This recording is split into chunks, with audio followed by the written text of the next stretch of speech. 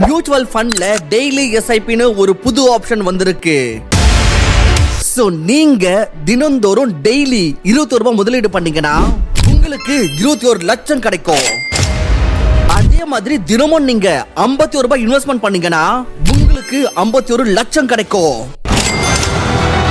அதே மாதிரியே டெய்லி 101 ரூபாய் இன்வெஸ்ட்மெண்ட் பண்ணீங்கன்னா உங்களுக்கு கோடி ரூபாய் உங்களோட கையில கிடைக்கும். So auto driver, Swiggy, Zomato, delivery boys, சின்ன சின்ன வியாபாரம் பண்றவங்க, காய் விக்கிறவங்க, பழம் விக்கிறவங்க, அதே மாதிரி ஸ்டூடெண்ட்ஸ் யாரெல்லாம் கம்மியா சம்பாதிக்கிறாங்களோ கண்டிப்பா முடிஞ்ச அளவுக்கு எவ்வளவு சீக்கிரம் முடியுமோ ஸ்டார்ட் பண்ணணும். சோ இந்த வீடியோல நான் உங்களுக்கு காமிக்க போறேன் 21 ரூபாய், 51 ரூபாய், 101 ரூபாய் எப்படி மியூச்சுவல் ஃபண்ட்ல இன்வெஸ்ட் பண்றதுன்றத பின் டு பின் உங்களுக்கு டீடைலா சொல்ல போறேன். அது மட்டும் இல்ல, மெயின் திங் என்னன்னா நார்மல் எஸ்ஐபிக்கு கம்பேர் பண்ணா இந்த டெய்லி எஸ்ஐபில ஏகப்பட்ட பெனிஃபிட்ஸ் இருக்கு. அது எல்லாம் என்னன்றதையும் இந்த வீடியோல உங்களுக்கு பின் டு பின் சொல்ல போறேன். சோ இந்த வீடியோவை எண்ட் வரைக்கும் பாருங்க. அண்ட் நம்மளோட சேனலுக்கு சப்ஸ்கிரைப் பண்ணலனா இப்பவே சப்ஸ்கிரைப் பண்ணிக்கோங்க. You are watching Info Mindset. நிறைய பேர் மியூச்சுவல் ஃபண்ட பத்தி என்ன யோசிக்கிறாங்கன்னா, ஐயோ மியூச்சுவல் ஃபண்டா இதெல்லாம் நமக்கு கிடையாது, யார்கிட்டலாம் நல்ல பணம் இருக்குதோ அவங்களுக்கு மட்டும் தான் மியூச்சுவல் ஃபண்ட்ஸ். ஏன்னா மியூச்சுவல் ஃபண்ட்ல இன்வெஸ்ட்மெண்ட் பண்றதுக்கு மாசம் 5000 ரூபாய், 10000 ரூபாய், 20000 ரூபாய் இந்த மாதிரியான அளவுக்கான பணம் தேவை. ஆனா இந்த அளவுக்கு நம்ம கிட்ட இல்ல, நம்மளுக்கு அந்த அளவுக்கு சம்பளம்ன்றதே இல்லையே. சோ நம்மளுக்கும் இதுக்கும் சம்மதமே இல்ல. மியூச்சுவல் ஃபண்ட்ஸ் நமக்கு இல்லன்னு நினைக்கிறோம், ஆனா இது தப்பு. இந்த தாட் உங்களுக்குள்ள இருந்துச்சுன்னா உடனே எடுத்துருங்க. ஏன்னு சொல்றேன்னு பாத்தீங்கன்னா, தினந்தோறும் 21 ரூபாய் மியூச்சுவல் ஃபண்ட்ல முதலீடு பண்ணீங்கன்னா உங்களுக்கு 21 லட்சம் கிடைக்கும். சோ எல்லாருமே எவ்வளவு சீக்கிரம் முடியுமோ உங்களோட இன்வெஸ்ட்மென்ட் ஸ்டார்ட் பண்ணனும். உங்களோட ஃபியூச்சரை நல்லா வச்சுக்க. எப்படின்றத சொல்றேன். ஃபார் எக்ஸாம்பிள், ஒரு ஆட்டோ டிரைவர் நாளுக்கு 1000 ரூபாய் சம்பாதிக்கிறாரு. சோ ஆட்டோ ஓடுறதுக்கு பெட்ரோல், டீசல் இல்ல சிஎன்ஜி இதுக்கு வந்து செலவாகும். சோ இந்த 1000 ரூபாயில 500 ரூபாய் சிஎன்ஜிக்கு செலவாயிருது. அப்புறம் தினம் சரக்கு அடிக்கிறது சின்னதா குவார்ட்டர். சோ சரக்கு எவ்வளவு போகுது? ஒரு 100. சோ மிச்சம் எவ்வளவு இருக்குது? 400. சோ இப்போ இந்த 400 பாத்தீங்கன்னா வீட்டுக்கு போகுது, வைஃப்க்கு. ஜஸ்ட் இந்த 400ல இருந்து 21 ரூபீஸ் இன்வெஸ்ட்மெண்ட் பண்ணீங்கன்னா உங்களுக்கு இந்த அளவுக்கான பணம் கிடைக்கும். அதுவே 400 ரூபாய் வருதுல, அதுல 101 ரூபாய் அப்படி நீங்க இன்வெஸ்ட்மெண்ட் பண்ணீங்கன்னா உங்களுக்கு 1 கோடி ரூபாய் உங்களுக்கு கிடைக்கும். இதை விட ஒரு நல்ல விஷயம் என்னது? உங்களோட ஃபேமிலி சமையாயிடும். இதே மாதிரி நிறைய பேர் பாத்தீங்கன்னா டெய்லி 3 சிகரெட், 4 சிகரெட், 5 சிகரெட் அடிக்கிறாங்க. அண்ட் அது கூடவே பாத்தீங்கன்னா டீ. ஃபார் எக்ஸாம்பிள், ஒரு சிகரெட் 80 ரூபீஸ், அது கூட 10 ரூபீஸ் டீ 28 ரூபீஸ். சோ ஒரு சிகரெட் டீக்கு செலவு பண்ற காசை வச்சு நீங்க உங்க ஃபியூச்சர்ல இந்த அளவுக்கான பணத்தை சம்பாதிக்க முடியும். அதுதான் பவர் ஆஃப் கம்பவுண்டிங். உங்களுக்கு டவுட் வரலாம், நான் சொல்றேன்னு ப்ரூவ் பண்ணி காட்டுவேன்னு சொல்வீங்க. சோ இவ்வளவு இன்வெஸ்ட் பண்றதுனால நமக்கு எப்படி இவ்வளவு கிடைக்கும்? இந்த கேள்வி கண்டிப்பா உங்களோட மைண்ட்ல இருக்கும். சோ இத பிராக்டிகலா நான் உங்களுக்கு எக்ஸ்பிளைன் பண்றேன். ஃபார் எக்ஸாம்பிள், நம்ம டெய்லி எஸ்ஐபி எடுத்துப்போம். இப்போ எக்ஸாம்பிளுக்கு டெய்லி 21 ரூபீஸ் எடுத்துப்போம். அடுத்தது மியூச்சுவல் ஃபண்ட்ல 30 இயர்ஸ். எப்பவுமே லாங் டர்ம்க்கு நம்ம பிளான் பண்ணனும். So 30 years. இப்போ ரிட்டர்ன் எவ்வளவு எடுத்துக்கலாம்? ரொம்ப அதிகம் இல்ல, வெறும் 11.7%. இது பாசிபிள் தான். பாஸ்ட் பாத்தீங்கன்னா ஆவரேஜ் 15% ரிட்டர்ன் கிடைச்சிருக்கு. ஆனா இங்க நம்ம 15% கூட என்டர் பண்ணல, வெறும் 11.7% தான் நம்ம என்டர் பண்ணிருக்கோம். சோ இங்க பாத்தீங்கன்னா உங்களுக்கு 21 lakh 30 இயர்ஸ்ல கிடைக்கும். அதாவது டெய்லி நீங்க 21 ரூபாய் இன்வெஸ்ட்மெண்ட் பண்ணீங்கன்னா உங்களுக்கு கிடைக்க போறது 21 lakhs. நம்ம இன்வெஸ்ட்மெண்ட் பண்ணது இந்த 30 வருஷத்துல இவ்வளவு தான், 2,29,950. ஆனா கிடைக்கிற அமௌண்ட் நம்மளுக்கு இவ்ளோ. இப்போ நம்ம 51 இதுல எவ்வளவு கிடைக்குதுன்னு பாப்போம். அண்ட் லாஸ்ட்ல நீங்க எதுல இன்வெஸ்ட்மெண்ட் பண்ணனும் அதையும் சொல்ல போறேன். சோ ஃபுல்லா பாருங்க. அந்த பிளாட்ஃபார்ம் என்னன்றது எல்லாத்தையும் தெரிஞ்சுப்பீங்க.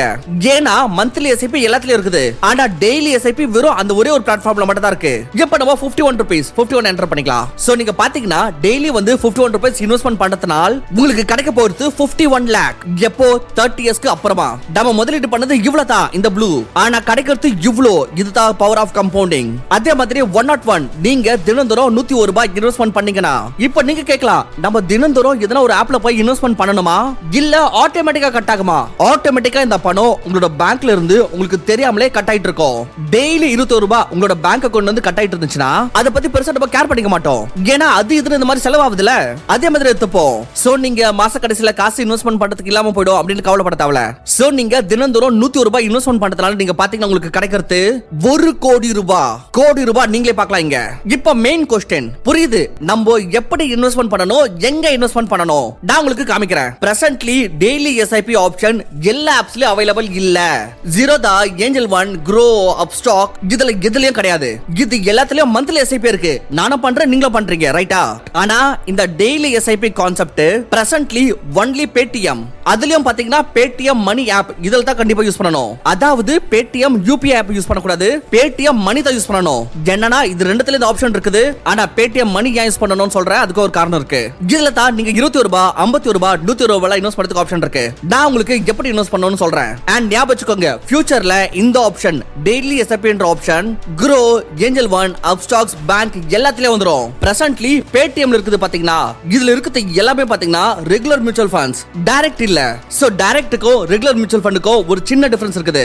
ரெகுலர் மியூச்சுவல் ஃபண்ட்ஸ்ல எக்ஸ்பென்ஸ் ரேஷியோ கொஞ்சம் அதிகமா இருக்கும். ஆக்சுவலி எக்ஸ்பென்ஸ் ரேஷியோனா என்னன்னா கமிஷன். இங்க ஒரு மிடில் மேன் இருப்பாரு. சோ என்ன ஆகுனா உங்களோட ப்ராஃபிட்ல இருந்து ஒரு கமிஷன் எடுத்துக்கிட்டு, சோ கமிஷன் எடுத்துன அப்புறம் ரிமைனிங் அமௌண்ட் உங்ககிட்ட வரும். டைரக்ட்ல பாத்தீங்கனாலும் கமிஷன் இருக்குது. அதுல என்னன்னா டைரக்டா ஃபண்ட் மேனேஜருக்கு போய்டும். ஆனா ரெகுலர்ல ஃபண்ட் மேனேஜருக்கு போகும், அது கூடவே மிடில் மேன் அவருக்கும் ஒரு பங்கு போகும். புரியுதா? சோ என்னன்னா நம்மளோட லாபம் கம்மியாகாம இருக்கணும்னா அப்ப டைரக்ட் தான் போகணும். இப்போ முக்கியமான விஷயம், நான் சொன்ன மாதிரி பேடிஎம்ல போனீங்கன்னா உங்களுக்கு எல்லாமே ரெகுலர் மியூச்சுவல் ஃபண்ட்ஸ் மட்டும் தான் இருக்கும். அதுவே பேடிஎம் மணிக்கு போனீங்கன்னா உங்களுக்கு டைரக்ட் மியூச்சுவல் ஃபண்ட்ஸே கிடைக்கும். சோ எந்த மிடில் மேனும் இருக்க மாட்டாங்க. உங்களோட எக்ஸ்பென்ஸ் ரேஷியோ ரொம்ப கம்மியா தான் நீங்க கட்டுவீங்க.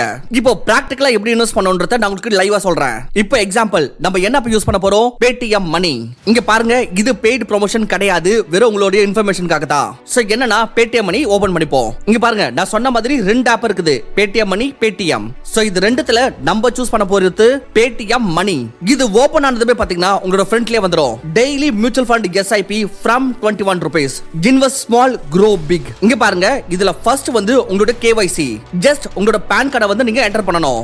என்டர் பண்ணீங்கன்னா ஒரு 5 நிமிஷத்துல உங்களோட கேஒய்சி கம்ப்ளீட் ஆயிடும். சோ இங்க ஒரு ஃபண்டை வந்து நம்ம சூஸ் பண்ணி கிளிக் பண்ணி பார்த்தோம்னா 21, 51, 101, 501, 1001 உங்களோட இஷ்டம். உங்களோட கெபாசிட்டி எவ்வளவோ நீங்க டெய்லி 1000 rupees கூட இன்வெஸ்ட் பண்ணலாம். புரியுதுல உங்களுக்கு?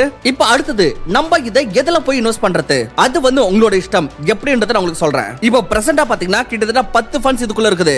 ஃபியூச்சர்ல இன்னும் ஃபண்ட்ஸ் ஆட் ஆகலாம். ICICI large cap fund direct growth. So choose பண்றதுக்கு முன்னாடி டைரக்டா இல்லையான்றத கண்டிப்பா செக் பண்ணணும். சோ இந்த ஃபண்ட் பாத்தீங்கன்னா இது வரைக்கும் 15.87% ரிட்டர்ன் ஜெனரேட் பண்ணிருக்குது. ஆனா நான் உங்களுக்கு முன்னாடி சொன்னது பாத்தீங்கன்னா வெறும் 11.7% தான். ஆனா இந்த ஃபண்ட் பாத்தீங்கன்னா 15.87%, அதாவது கிட்டத்தட்ட 16% ரிட்டர்ன் ஜெனரேட் பண்ணிருக்குது. அதே போல ரேட்டிங் பார்த்தனா இதுக்கு 5 ஸ்டார் ரேட்டிங். நீங்க இத சூஸ் பண்ணனும் விரும்பினா இன்வெஸ்ட் பண்ணலாம், இல்லனா சேஞ்ச். இன்னும் பாத்தீங்கன்னா நிறைய ஃபண்ட்ஸ் இருக்குது கீழ.